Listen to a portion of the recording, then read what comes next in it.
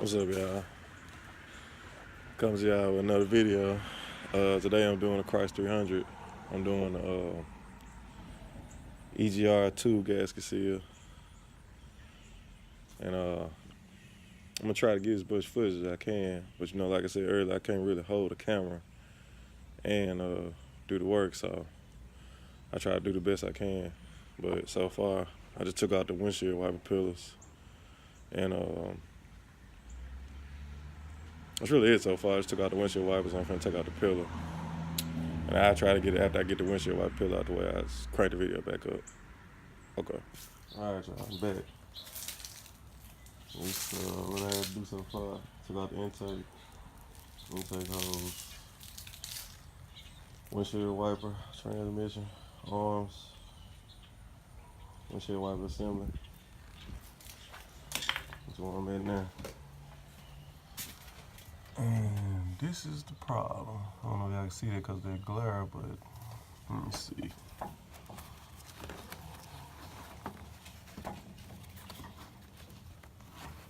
See that broken seal around it tube? That's where you leak at. That's what's causing the car to misfire. Of course, you got your intake manifold, fuel rail, ignition coils, fuel injectors, have you. So I'm going to be putting another seal on this one, so it can, obviously stop the leak. And this is the part right here. The seal causing all that trouble. Yeah, but I'm gonna show another part when I put it back together. Then I'm gonna explain, the steps I had to go through to get it, get it broke down. And things you can do to prevent this from happening. And I'll get back with y'all as soon as I put it back together. All right. Yeah, I'm back. Took a little longer than I expected to get this seal on. It gave me problems trying to push it back in the intake. So what I did was, first I tried to take the EGR valve gasket and loose where the bolts were. It bolts to that, and I tried to stick it in the intake first and worm it past the transmission dipstick tube and screw it back in, but there wasn't no space. So I couldn't do that. I tried a couple times and I couldn't get it. So I just ended up chunking that idea. So then I came up, I thought about it. I got some WD-40 and I sprayed it on the EGR tube where the seal was at, so it can make it easier to slide. And then I bolted it back up to the EGR valve and I slid it in the intake and it worked. So that's just goes to show you can go trying to do stuff the best way you can, but then it's always another way to do stuff. So when I get in situations, normally I keep going around until I figure out the situation. I'm not gonna never quit. So I was taught that because I went to school for automotive technology, so I was kind of when I was going to school, that was what they was teaching me, them kind of things. So I guess I'm kind of fond to it, I guess you could say. Anyway, now I'm test driving the car now. I got to put back together. And I've been driving about 30 minutes and checked his last and came back on. And I haven't had any issues with the red lightning bolt that indicates that you got some kind of throttle body condition. But this was all being caused by a vacuum leak. And somebody worked on this car prior to me and they put a electronic throttle body on here. And that's not what the car needed. And so now you wasted, I think she said she paid, $250 for it. And the whole time, it probably was vacuum leak. I don't know.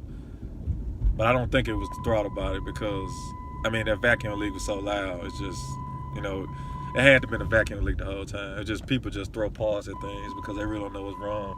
They want to make the little quick cash real quick. But it was a vacuum leak. And I've seen a lot of other guys on YouTube, and they also had the same issues with the vacuum leak leaking from the EGR tube.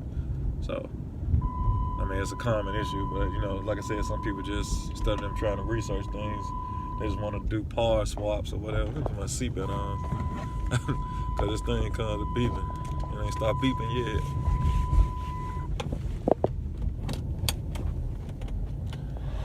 Yep. Hold on 1 second. I'm gonna flip it around so y'all can see the dash and see it ain't came back on. Here's the dash.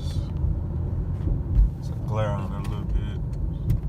It still ain't came back on. That's where it'd be at if it was coming on. Check engine light, it'd be in the corner right there. And you can see the car's at normal operating temperature. So I've been driving about 40 minutes on the highway. It's doing pretty good. So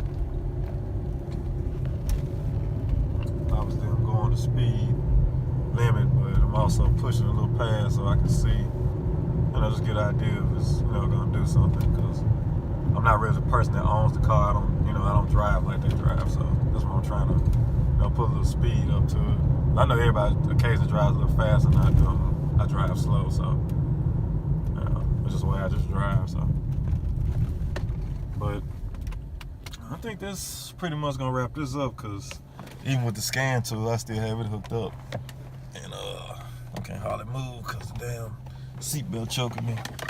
And when you go to it and you look at read codes,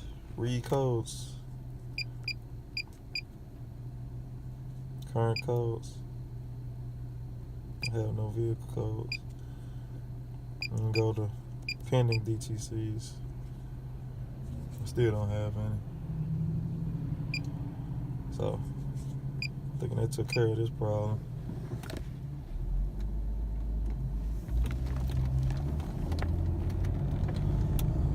Yep, I think that's gonna do it for this.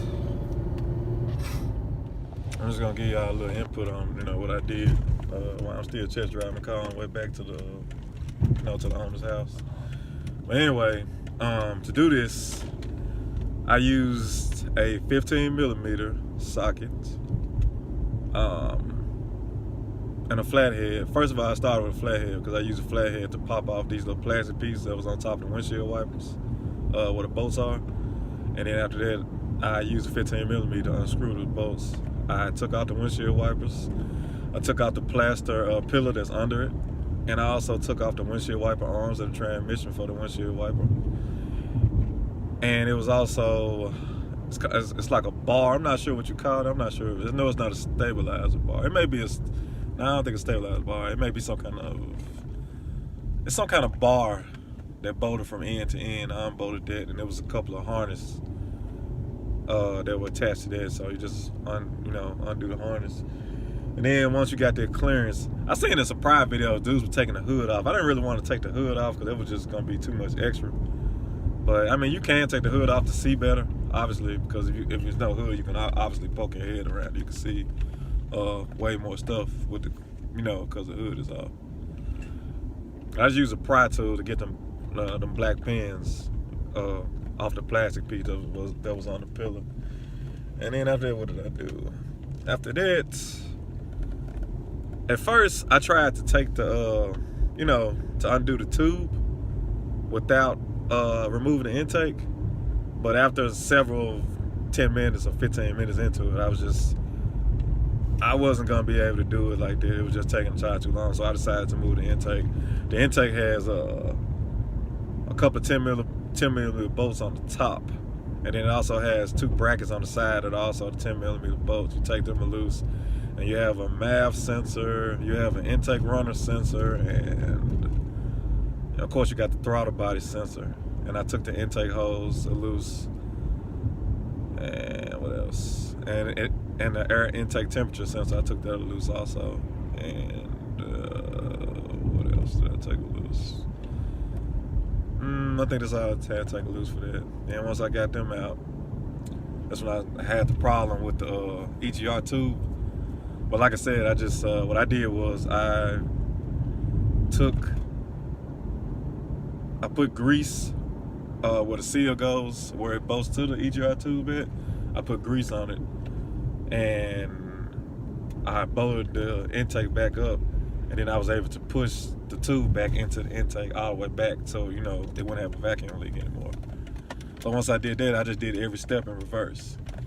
And voila, here we are, finish line. The tools I used were extensions, because I had to use a long extension to tighten the bolts up on the EGR valve, the bolts. But really, you really didn't have to do that. I just was trying to figure out what to do it. So obviously, you really don't have to take those bolts loose. You can just grease the seal up, and you can dodge it. So, but those bolts are 8mm bolts. That was on the EGR. So really, only tool you need is an 8mm extension. Obviously ratchets, a 15mm, and a 10mm, and I believe that's it. Of course, I have electronic ratchets and electronic impacts. But if you don't, you can just use household ratchets. Like inexpensive tools. You can also use that to do this job. This job, on a scale of 1 to 10, I'm gonna say about a 7. But as far as room and clearance, I mean, it was a lot of rooms you could see, but once you got your hand down in there, you really didn't have any room to take a lot of things apart. And then there's also some intake hoses. Not intake hoses, vacuum hoses that were on the intake that I had to take loose. And they're also behind the intake to where the EGR valve is. And it's like a lot of, you got harnesses running, you got the AC lines running, you got the fuel line connecting to the fuel rail under there. So it's like a lot of stuff in a way. But it is possible to do this, without paying anybody to do it. So I'm just gonna put it like that. And like I said, it's been 45 minutes and the car is riding perfectly good and normal. I haven't had any conditions. And it's still reading with no codes.